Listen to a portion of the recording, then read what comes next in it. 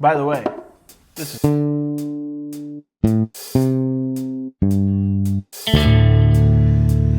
So The End of Oak Street is the new movie by director David Robert Mitchell, who directed It Follows, and that's the only other thing I know about him. And here's a little synopsis for you at home trying to decide if you still want to watch this movie or not. In sunny 1982, disaster strikes when Carl Sagan sends a whole neighborhood back to prehistoric times. Can the Platt family survive a horde of bloodlusted dinosaurs, family drama, and worst of all, no AC in the summertime? Tune in next week to find out. Same bat time, same bat channel. Now, Braden, let's just get our immediate thoughts right out of the way here. What did you think of The End of Oak Street? It felt like opening a time capsule. This felt like a traditional summer popcorn movie, and I loved it. It has its flaws. Yeah. It's definitely far from perfect, but it was just a fun, great time. I agree. I have used this term in my conversations with friends about movies before. It's felt like a Happy Meal movie. Like the kind of movie that like you wake up in 2007, it's playing in the theaters, it's got a Wii tie-in game and Happy Meal toys, but it doesn't have like real toys, you know? Wonka was the last movie that I've seen that kind of gave me that feeling. And this had that in spades. It was really charming. It had a really great performance in it from Anne Hathaway. Everybody else was pretty good. Yeah, I thought everybody did pretty good. Everybody did pretty good, but I think she was the standout in it. She's always going to be the standout. I really appreciated this was a movie that had some actual tension in a family-friendly way. It was not serious enough to be able to have a comedic elements, but serious enough that when it was threatening, it actually felt the suspense. It felt threatening. There was real tension and danger. There were stakes throughout. This is a creature feature. Of course, if you've seen the trailers, you know there's dinosaurs in this movie. The creature effects, I thought, were very strong throughout. It's a very CG-forward movie, but the CG looked good. Yeah. And it didn't feel gummy most of the time. It was a very, like, 2010s-y CG. Yeah. It was good. It was.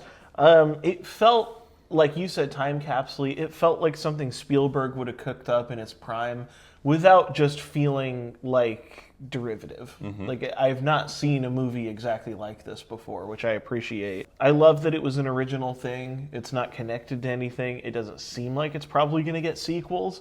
It's just a movie that they wanted to make, and they did. I really enjoyed that. The score was fantastic from Michael Giacchino. We just saw Spider-Man Brand New Day. This was more memorable than that score. Absolutely. I think Marvel has really tied him down to make him do a lot of projects, and I wonder if he just doesn't have the time necessary to make. Well, he probably felt he could breathe with this movie. He really goes all out, and I actually saw on the soundtrack, there's like 40 tracks or something, and they're all like a minute long. So he actually went and wrote like music cues to be used in a score instead of just like 10 songs to be remixed throughout. I love that. I really enjoyed it. There were some problems, like he said. Primarily, I had some issues with the script, which I just felt was a little clunky sometimes. It's not that big of a deal, but it does take you out a little bit. There was kind of a thematic through line of like secrets and family keeping things from each other. And I think it maybe needed a little more time in the oven if they were going to focus on it so much, or else to focus on it less, because how it is just doesn't quite work for me. And then there's something that happens in the final act of the movie that I didn't mind so much in the theater, but as time has gone on, it's bothered me more and more, to the point that I would call it like a serious problem. There's a movie called One Special Night that my parents love watching between Thanksgiving and Christmas time. And there is a scene in there with Julie Andrews. She's talking to this gonna-be love interest. And she's like, oh, I just love music. I love the strings and how everything comes together. And the guy's like, I just like the sounds she makes. I just like the way it sounds. I think for this movie, You're Julie Andrews, like, oh, this is how everything comes together. Here's the thematic through lines. I'm like, it was just a fun movie. Oh yeah, it was great. I really liked it. I have some problems, but I really liked it. Yeah. You're gonna get, if you see the trailer, you're gonna get exactly what you get from the trailer, but maybe just a little bit more. Yeah. There was some things in the trailer, like the daughter, her line. What about the people who are out there getting eaten? In the movie, that line is delivered different and it's way more serious. So there are things in the trailer that try to make it look more comedic than it might actually be. And I appreciated the fact that it still took itself seriously enough when in that trailer I was like, that line felt out of place, but actually in the movie, and there's multiple different examples of that, it felt very suspenseful, very real. It just felt like a fun 80s flick for me. Really good balance of tone too. Yeah, right. I've seen some criticism on it had an identity crisis between if it wanted to be a comedy versus a full thriller. I don't think so. I think it balanced each other brilliantly. It treats the serious moments serious enough, but it doesn't have anything in it that's so heartrending that it feels weird to go back to funny haha dinosaur movie. Alan! It has really fun action set pieces. It's got great chases. It's got good spooky elements. But again, it never loses, like you said, that kind of 80s feel of like fun for the whole family. Bring your kids, bring your kids, bring your kids. It definitely pushes the envelope on what PG-13 can do. Sure. Again, talking about the 80s, it was like almost not quite Temple of Doom level PG-13, but man, it was really pushing it with some of the things that they were able to do with it. So though it is a family movie, be careful with the younger kids, but... Well, it's PG-13. That seems to have lost a little bit of meaning nowadays. Well, this one's a real PG-13 movie. Yeah. Spoiler alert. So I think the first thing that I'd like to talk about, if it's okay, is we get this movie, and obviously the premise, I feel like the trailer kind of gets you there, but it doesn't quite say everything. It's wormholes, basically. There's wormholes transporting pieces of 1982 back to, they said just kind of like... 200 million years ago. Basically, yeah. There was a scene where Anne Hathaway goes to the library because there's a weird plant that grows in the back of her neighbor's yard. And the librarian's like, it's such and so species, but this hasn't been here since about 200 million years ago.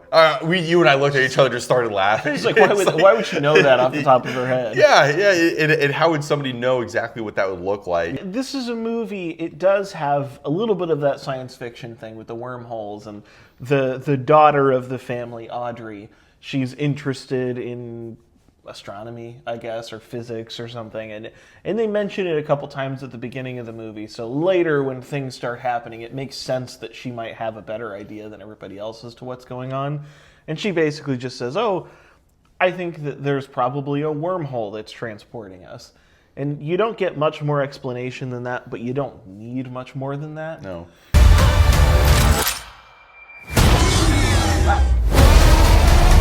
We have kind of two protagonists here. We have Anne Hathaway as Denise.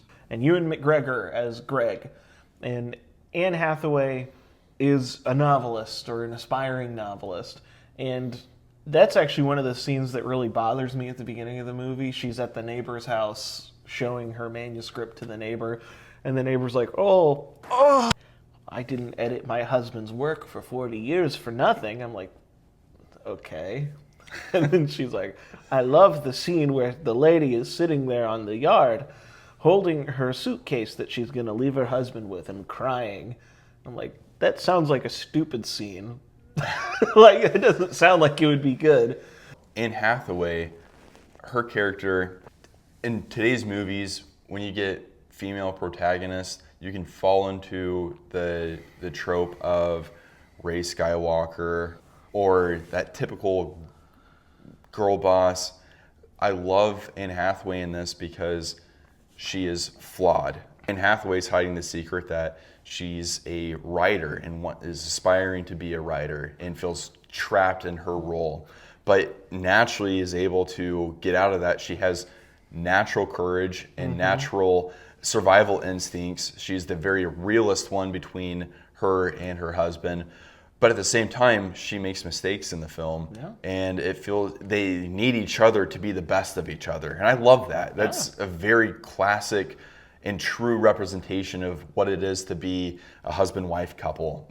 Anne Hathaway's character in this movie feels like a woman. Yeah. Like she feels like it's an important part of her character that she is a woman in the 1980s. Yeah. And I think that's nice.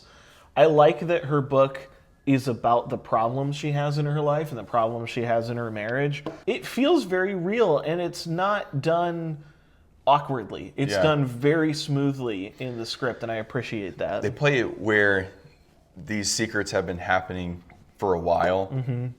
Like Greg goes and takes whiskey shots or whatever. Yeah. And later, Denise is like, "Hey, have you been drinking? I can smell that." He's like, "You can smell that?" but Yeah, you're right. That was one of the lines. The delivery was a little weird. But in the trailer, Ewan McGregor almost looks like that Disney Channel clueless dad. And at the very beginning, you really think he is that. But there's way more underneath that. He's, like you said in your synopsis, a lot of this is about family secrets. And I think at the heart of the film, it's about communication. I agree. He lost his job and is doing these different little jobs to try to make out for it. Like he has that pizza delivery Pizza. that his wife hates. It's embarrassing to her. And he's like swallowing that pride and is doing it for his family, but he also doesn't want to worry his wife. And there's scenes where I was almost thinking they were setting it up to where if the two of them were in danger, he would choose himself first and just run out of there. I love the fact that in multiple instances, he prioritized his wife and kids over himself. You had that scene where they first discover the wormhole, and he's like, "Denise, you go in there first. The kids and I'll go get the kids and we'll meet you." It's like that's very sacrificial. He in the movie is criticized by his wife for being too optimistic. But I love how there's a person that has hope, because when you're in a dire situation like this, yes, you need to be rooted in some sort of realism, but at the same time, in order to progress through the situation or tragedy, you have to have that light of hope, and he played that brilliantly. He did. I have some problems with Ewan McGregor in this movie. Mostly, he's just not very good at doing an American accent. God's not gonna let us die here. I don't know why they keep making him make movies where he's American. I don't know if he wants to do them or what, but I do love the way they treat him in this movie, because you're right.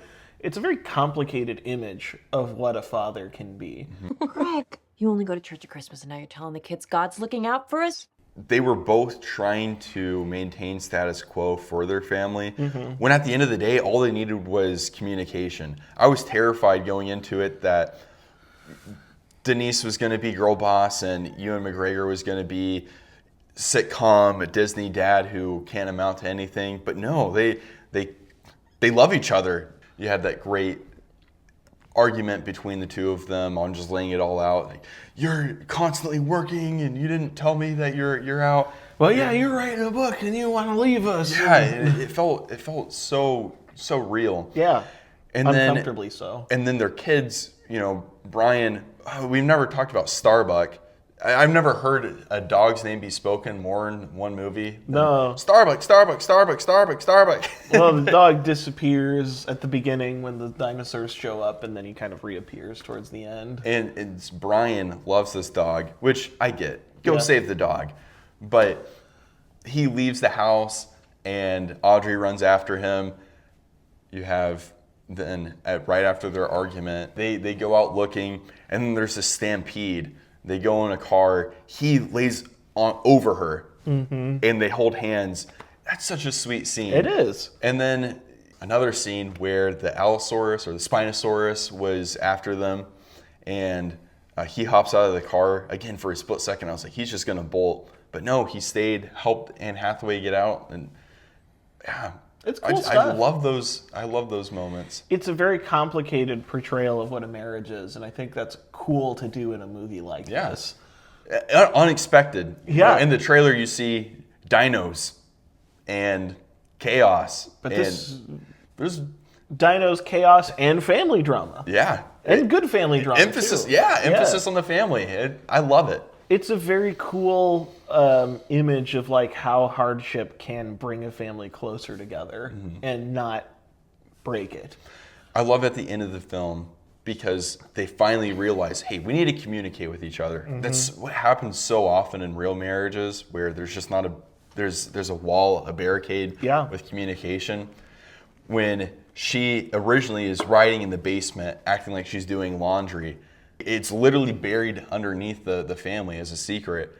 When at the end of the movie, they're in their new house, she's in a brightly lit room. Kind of implied it's in the top of the house. Yeah. And it's a beautiful thing of, okay, communicate, people.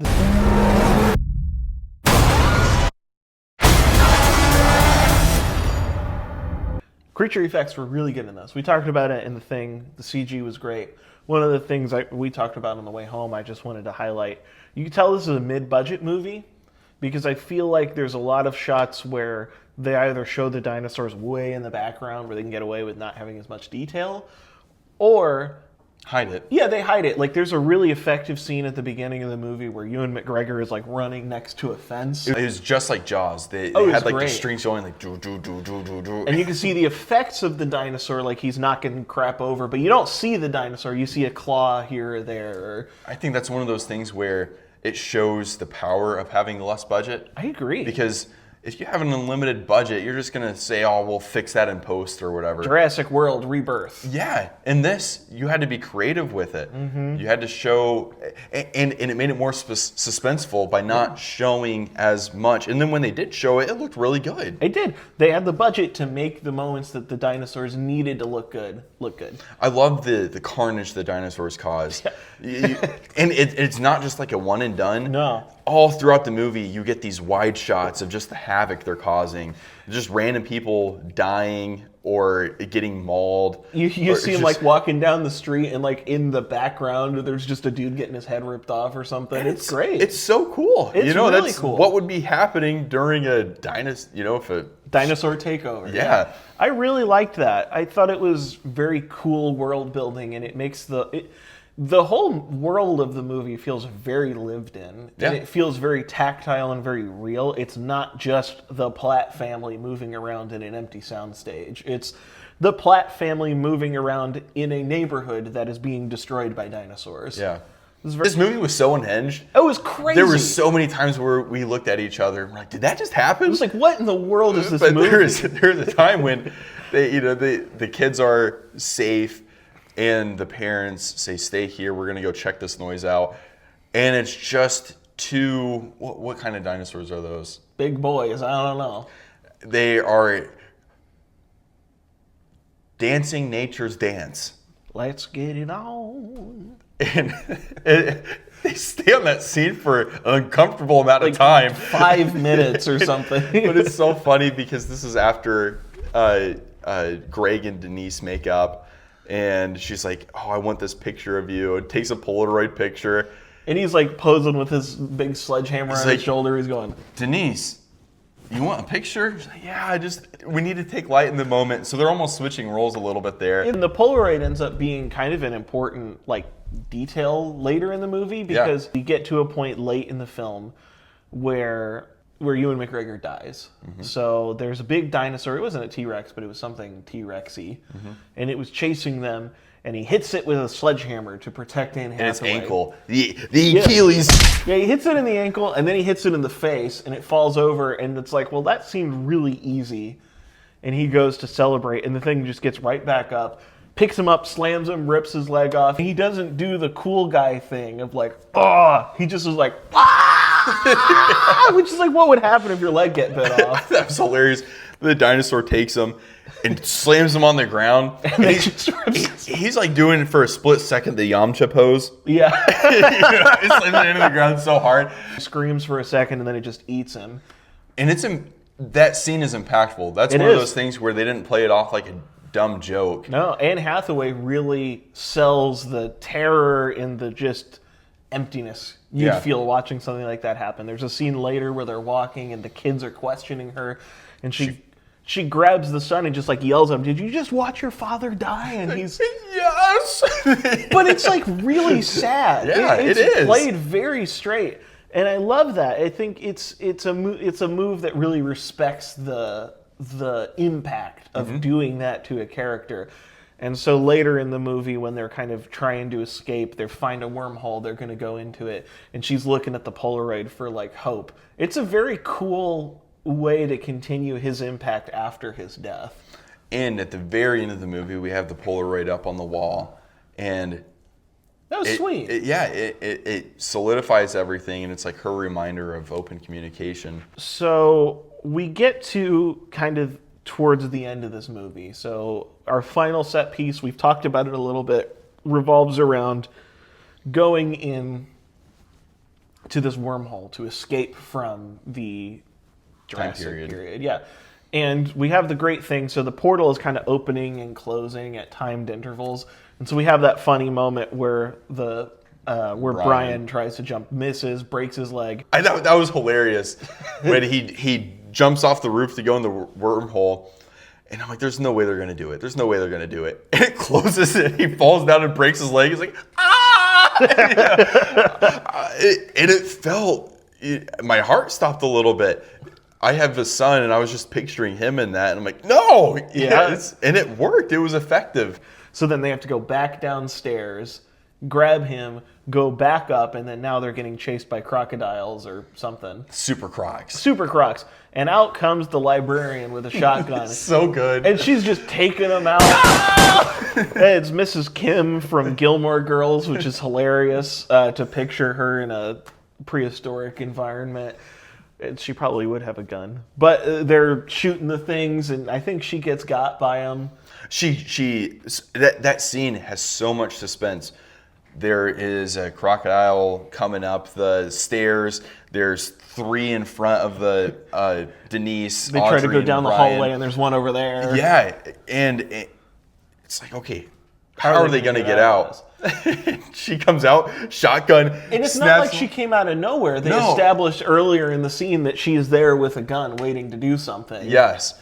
So then they get in the portals. They all jump in, I think, together at a certain point. Yeah. And they land. And this was really funny way to cut the tension. They land in some lady's pool. And she comes out and she's like, "What are you doing in my pool?" And they're like trying to figure out What year is it? What year is it? What's going on? And she's like, "What crazy, stupid people. I'm going back inside. Get out of my pool." It's really funny. And they discover that they have come back just before everything happened, just before the neighborhood was transported to the past. And luckily, they're right next to a payphone. And Anne Hathaway goes, she calls a pizza delivery to this random house. And I guess just gets lucky that it's Ewan McGregor and not somebody else. He's the only one driving out at night. And it's fair. He's picking up the late night hours. Yeah, so he takes the pizza to this town, or to this lady. He's out of the blast radius of the place going back to the dinosaur period. I do like, it kind of shows that this chunk of land where the town is gets replaced by a Jurassic period chunk of land. And so he's looking down and he's like, "Is that a dinosaur?" They're like, "Yes, it is." My problem with this, it does walk back what I think is probably the most interesting thing in the movie, which is how seriously they treat Ewan McGregor's death. This, at the moment, didn't bother me as much because I think it's a movie about family and I think it's about the marriage fixing itself, and I think it's okay to do that. Isn't she like condemning herself and her children to be killed? In that time loop. Yeah. It closes the time loop that way, though. Well, it closes the time loop, and it could be like an endgame thing where it just makes a new timeline. Right. But it is like, I think it's a very complicated moral decision to be like, our happiness is more important than the survival of that version of us. And I'm not saying the movie had to engage with that decision, but if even just a scene addressing the fact that she's choosing to do that would be okay, because I think the movie is not afraid to engage with really interesting questions and complicated themes. And it feels a little bit like you're ignoring your own stakes, just a little bit, to put a scene like that in there and not engage with it at all. And I'm only being as harsh on it as I am because I liked it so much. Like, there is so much to love here that I wish it was that 5% better, that it could be like, wow, this could be in the conversation for the best movies of the year. And I think that's crazy to say about the wormhole dinosaur fun movie, but like, it really is that fun and it really is that interesting. Yeah. Again, I really, really, really like this movie. Yeah. I'm not going to give it a must-watch once because I don't think that you need to take the time out of your day to intentionally go see it. But my goodness, if you have the time, it's such a fun one to put on. I'm going to give it a good Saturday afternoon at the highest level that can be. I agree. It's a great one to put on a Saturday. I'm in total agreement here. I think this is a movie that really swings big, and I think it hits most of what it goes for. It's fun, it's spooky, it's funny, it's very endearing, it's thematically much more interesting than you would expect. I'm going to agree with you. It's the very top of good Saturday afternoon. Go see it if you have time. If you have a list, I don't think there was really anything else that came out this week that was like... Paw Patrol Dino movie. It's a double dino feature. Yeah. And I saw both. We saw this Thursday, and I took my son to it, the Paw Patrol Dino yesterday. All right, we want to give us a tight 30 on it? No.